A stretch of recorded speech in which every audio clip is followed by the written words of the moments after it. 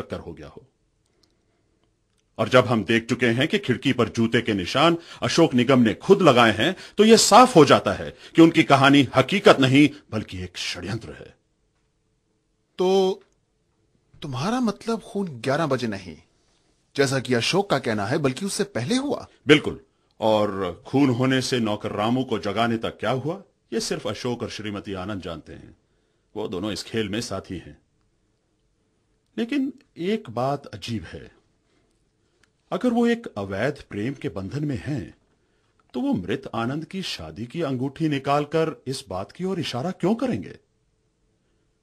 दूसरे, उन्हें इस बात का यकीन कैसे था कि गोली की आवाज सुनकर नौकर दौड़ा चला नहीं आएगा?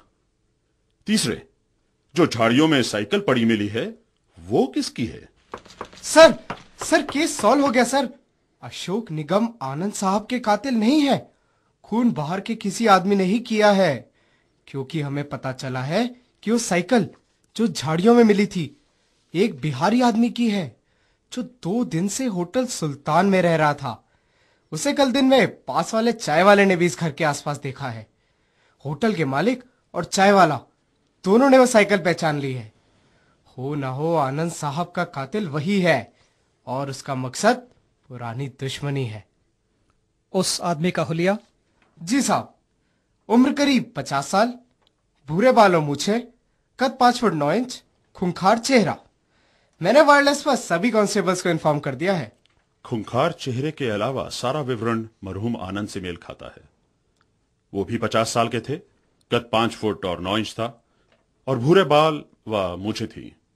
खैर, और कुछ? जी, नीली पतलून और पीली कमीज पहने हुए था। होटल के स्टाफ का कहना है कि उसकी बोलचाल से इस बात का कोई शक नहीं कि वह बिहार से था। वेरी गुड गुप्ता, अब तुम्हें एक लापता चीज का पता और लगाना है। Yes sir. आनंद साहब का एक डंबेल गायब था, उसका क्या हुआ? Dumbbell sir? हाँ इंस्पेक्टर, मेरे दिमाग में इस केस की गुत्थियां सुलझती जा रही हैं। सिर्फ इस डंबेल का पता लगाना है जिस पर इस केस का दारोमदार है। आप इजाजत दें तो एक खेल खेलें? जैसा आप ठीक समझे। तो आइए मेरे साथ बाहर लॉन में जरा अशोक निगम से बातचीत हो जाए। अशोक जी, अच्छा हुआ आप मिल गए। हम लोग आपसे ही मिलने जा रहे थे। हाँ जी, कहिए। अशोक जी, हमें म्युनिसिपैलिटी वालों से नोटिस मिला है कि आपके फार्म हाउस की नहर का पानी बहुत गंदा हो गया है। इससे बीमारी फैलने का खतरा है, इसलिए कल सुबह उनके आदमी आकर नहर का पानी खाली कर देंगे। आपको आपत्ति तो नहीं? नहीं, हमें कोई एतराज नहीं। शर्मन साहब, नाटकबाजी में आपका मुकाबला नहीं। अब और कितना इंतजार करना पड़ेगा? 2 घंटे तो हो गए हमें रात की ठंड में यहां लान में ठिठुरते हुए। जासूसी में अगर कुछ नाटक ना हो तो इस काम का मजा ही क्या। रही बात इंतजार की, तो मैं इतना कह सकता हूं कि अगर मुजरिम अपनी कार्यवाही रेलवे टाइम टेबल की तरह सुनियमित रखने लगे तो हमें और आपको कितनी सुविधा होगी। लो, अब और इंतजार नहीं, वो देखो आहिस्ता से दरवाजा खुल रहा है, भीतर से रोशनी दिख रही है, और एक आदमी की रूपरेखा बाहर आती हुई टॉर्च की रोशनी में राह टटोलते हुए नहर की तरफ जाती हुई। अरे, ये तो हमारे जाने पहचाने अशोक निगम है। लेकिन ये क्या, रात के इस वक्त में फिशिंग रॉड से नहर में मछली पकड़ने की क्या सूची? लगता है उन्हें कुछ मिल गया है पानी में, और रॉड के हुक से उन्होंने बाहर निकाल लिया है। ये है क्या, कपड़े का थैला? अब इंस्पेक्टर दबोच लो। बच के कहां जा सकते हैं मिस्टर अशोक, और ये जो थैला आपने पानी से निकाला है मेरे हवाले कर दीजिए। आइए अशोक साहब, बाकी बातें अंदर करते हैं, बाहर बहुत सर्दी है। चलिए फिर से वारदात के कमरे में चलते हैं, जहां सुमन आनंद की लाश हमारा इंतजार कर रही है। मैंने कहा था ना इंस्पेक्टर कि इस केस का दारोमदार उस लापता डंबेल पर टिका है। क्योंकि अगर कोई भारी वस्तु गायब हो और पास में पानी मौजूद हो तो यह पूछना मुश्किल नहीं कि उस वजनी चीज से पानी में कुछ डुबाया गया है।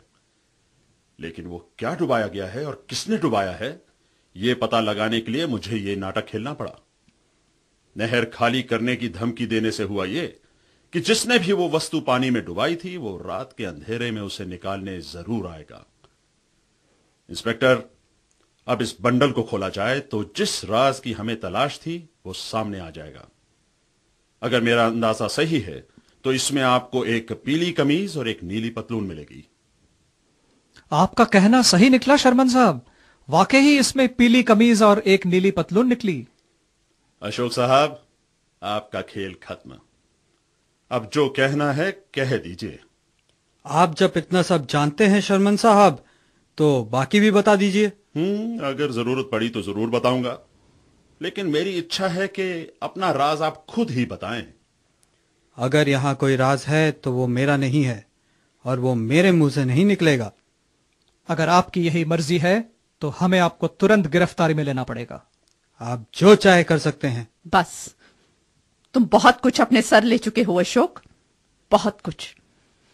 आगे इसका जो भी बने, तुमने अपना फर्ज निभा दिया है। मिसेज आनंद, गुस्ताखी के लिए माफी चाहता हूं, लेकिन अगर आप और अशोक साहब हमारी मदद नहीं करेंगे तो मजबूर होकर मुझे मिस्टर सुमन आनंद से गुजारिश करनी पड़ेगी कि वो अपनी कहानी खुद सुनाएं। शर्मन, अगर तुम हमें ये कहानी सुमन आनंद के मुंह से सुनाना चाहते हो तो तुम्हें उसकी लाश में भी जान फूंकनी पड़ेगी। लगता है इसके अलावा और कोई चारा नहीं, लेकिन ये काम मैं नहीं, मिसेज आनंद करेंगी। मिसेज आनंद। अशोक, लगता है शर्मन साहब के आगे हमें झुकना ही पड़ेगा। मेरे ख्याल से वक्त आ गया है। तुम ट्रैपडोर का दरवाजा खोल दो। सुमन, सुमन। शालिनी। वेलकम मिस्टर आनंद। मुझे मालूम था कि आप इसी घर में कहीं छुपे हुए हैं। जी, पिछले 24 घंटे मैंने इस तहखाने में बिताए। फर्श पर इस ट्रैप डोर के नीचे एक छोटी सी अंधेरी कोठरी में। आप मिस्टर आनंद हैं, तो ये व्यक्ति कौन है जो यहाँ मरा पड़ा है और जिसके खून की तहकीकात हम कर रहे हैं? जरा सा सब्र इंस्पेक्टर साहब, अभी सब सामने आ जाएगा। मैंने सोचा था कि मैं कानून को धोखा दे पाऊंगा और हमेशा के लिए अपने दुश्मनों को गुमराह कर दूंगा, लेकिन शर्मन साहब का इरादा कुछ और ही था। और अब मैं आपके समक्ष हूं। हम सब आपकी कहानी सुनने के लिए बेचैन हैं। जी हां इंस्पेक्टर साहब, मेरी कहानी कल रात से नहीं बल्कि करीब 20 साल पहले से आरंभ होती है। मैं एक शरीफ आदमी था। शर्म की बात है कि मैं किन्हीं कारणों से एक मुजरिमों के दल में फंस गया था। बिच्छू नाम था उस दल का, और उन्होंने बिहार की घाटियों में आतंक फैला रखा था, जिससे वहां के निवासी उसे मौत की घाटी के नाम से बुलाने लगे थे। उस दल की एक खास पहचान थी, ये बिच्छू का निशान, जो हर सदस्य की बाईं कलाई पर अंकित किया जाता था। मैंने भी उस दल के साथ कई अपराध किए, खून, डकैती, अपहरण। लेकिन एक दिन मैं उस गुनाह की जिंदगी से तंग आकर भाग निकला। मुझे ये मालूम नहीं था कि मौत की घाटी के बिच्छू मुझे कहीं भी चैन से जीने नहीं देंगे। मैं जहां भी गया, कलकत्ता, आसाम, भोपाल, वो मेरे पीछे पड़े रहे।